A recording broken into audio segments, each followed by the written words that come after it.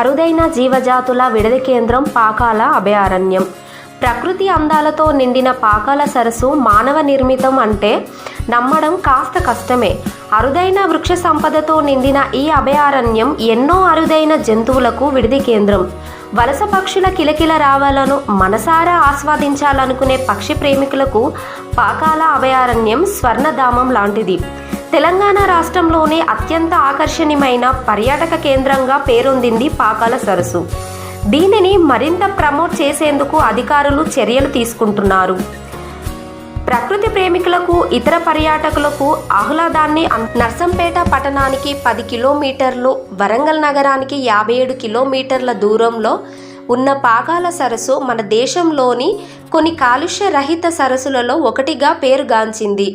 అరుదైన జీవజాతుల ఈ సరస్సు క్రీస్తు శకం 1213లో కాకతీయ